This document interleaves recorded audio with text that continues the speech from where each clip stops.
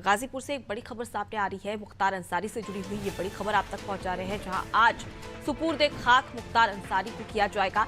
सुबह 10 बजे सुपुर्द खाक मुख्तार अंसारी होगा, जहां जनाजे की नमाज के बाद सुपुर्द खाक किया जाएगा। मुख्तार के इलाके में सुरक्षा के कड़े इंतजाम किए गए हैं। ड्रोन से इलाके में नजर भी रखी जा रही है। तो देखिए, कल जिस प्रकार से एक पूरी घटना सामने आई थी, जहां मुख्तार अंसारी को हार्ट अटैक बताया गया था, परिजनों के अपने अपने दावे थे, लेकिन पोस्टमार्टम रिपोर्ट आई। पोस्टमार्टम रिपोर्ट के बाद में स्पष्ट हो गया कि मौत की वजह हार्ट अटैक ही है। इसके बाद में अब जो मुख्तार अंसारी है उसका जो शव है वो बांदा से गाजीपुर लाया जाएगा।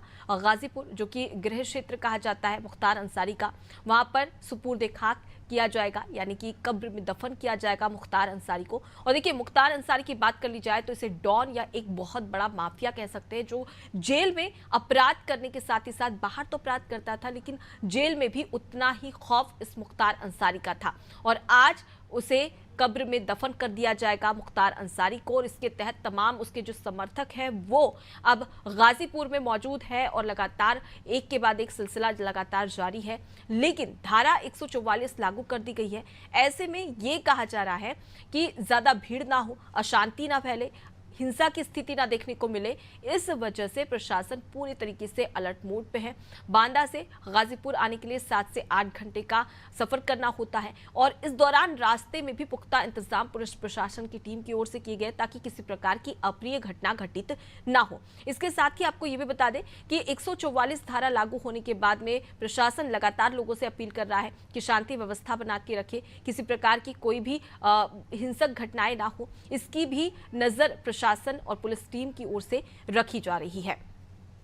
तो देखिए, आज सुबह 10 बजे सुपुर्द खाक मुख्तार अंसारी को किया जाएगा, और काफी ज्यादा अगर हम इसके आपराधिक मामलों पर नजर डालें तो 61 केसेस इसके ऊपर दर्ज थे, जिनमें से 8 केस हत्या के थे, जो कि जेल में रहते हुए इस पर आरोप लगे थे। तो इससे स्पष्ट होता है कि कहीं ना कहीं मुख्तार अंसारी का जो आतंक था वो बाहर तो था ही, लेकिन जेल के अंदर भी उतना ही आतंक देखने को मिला था। और आज उसी आतंक का अंत होने वाला है, क्योंकि जो अनंत काल से कई सारे सवाल पूछे जा रहे थे उसके जवाब भी अब मिल चुके। जिस प्रकार से विपक्ष की ओर से कई बार निशाना साधा जा रहा था, उसके जवाब भी अब मिल चुके हैं, और अब स्पष्ट हो चुका है कि हार्ट अटैक की वजह से ही मुख्तार अंसारी की मौत हुई है।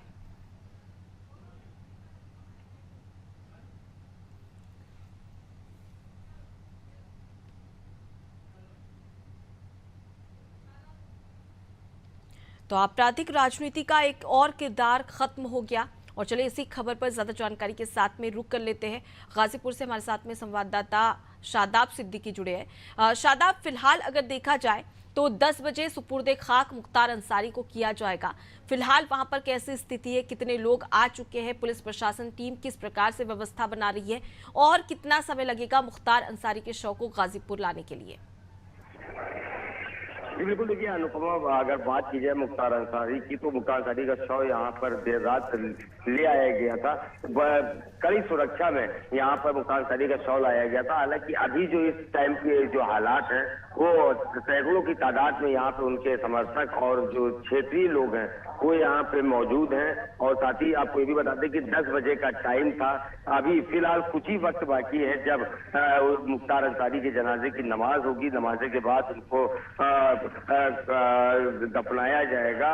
उनके ही जो पुश्तैनी कब्रिस्तान है वहां पे उनको दफनाया जाएगा। हालांकि जिस तरह से यहाँ के जो आवाम है और जो उनके समर्थक हैं वो मीडिया पे भी हमला करने की कोशिश किए थे, और मीडिया को जो है उन लोगों ने दौड़ाया और साथ ही नारेबाजी भी की थी, जिसको लेकर जो प्रशासन है, पुलिस प्रशासन, वो सख्त हुआ और उन लोगों को समझाया बुझाया और बाद में उनको वापस किया।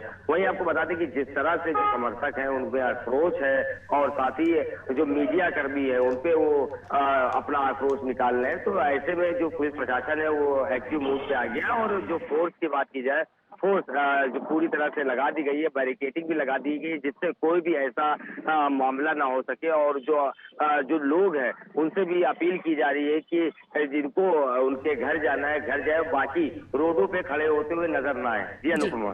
शादाब, सबसे बड़ी बात कि मुख्तार अंसारी का बेटा अब्बास अंसारी, जो कि जेल में इस वक्त बंद है, और उसने हाईकोर्ट में याचिका दी थी कि उसे भी जनाजे में शामिल होना है, तो इसको लेकर अब तक कोई जानकारी सामने आई है? क्या इसकी परमिशन हाईकोर्ट की ओर से दे दी गई है?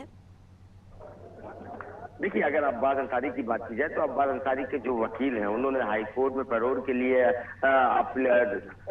एप्लीकेशन दी थी, जिसको लेकर वहां से खारिज कर दिया गया था। जिसके बाद जो अब्बास अंसारी के वकील हैं उन्होंने कहा था कि हम सुप्रीम कोर्ट जाएंगे। वहीं फिर अब जब वकील उनके जो वहां पे सुप्रीम कोर्ट जाते हैं तो वहां पे भी उनकी जो एप्लीकेशन थी उसको अपील उसको खारिज कर दिया जाता है। अब खास तौर पर यही है कि अब अब्बास अंसारी जो जनाजा है, मुख्तार अंसारी का जो जनाजा है उसमें ये शामिल नहीं हो पाएंगे, जिस तरह से जो खबरें आ रही हैं। और फिलहाल जो मुख्तार अंसारी के जो बेटे हैं, छोटे बेटे उमर, वो यहाँ मौजूद है, वो साथ में लगातार वो साथ ही साथ है। और अगर अब्बास अंसारी की बात करें, अब्बास अंसारी इस टाइम कासगंज जेल में बंद है। हालांकि जो उनके वकील हैं, जो उनका परिवार है, वो बहुत कोशिश किए थे कि अब्बास अंसारी जो इनका शव यात्रा है उसमें शामिल हो, लेकिन ऐसा मुमकिन नहीं हुआ। और चाहे वो हाई कोर्ट की बात करें या सुप्रीम कोर्ट की बात करें, वहां से भी इनकी सुनवाई नहीं हुई। जी शादाब, लगातार सवाल उठाए जा रहे थे मुख्तार अंसारी के परिजनों के द्वारा कि आखिर ये हत्या है और इस प्रकार की बातें कही जा रही थी, लेकिन पोस्टमार्टम रिपोर्ट आने के बाद में स्पष्ट हो चुका है कि कहीं ना कहीं ये हार्ट अटैक का पूरा मामला जुड़ा हुआ है। अब देखना दिलचस्प होगा कि आगे किस प्रकार से यहाँ पर परिजनों के द्वारा अपने अपने दावे पेश किए जाते हैं या फिर इसका भी विरोध किया जाता है। फिलहाल के लिए बहुत शुक्रिया तमाम जानकारी हम तक पहुँचाने के लिए।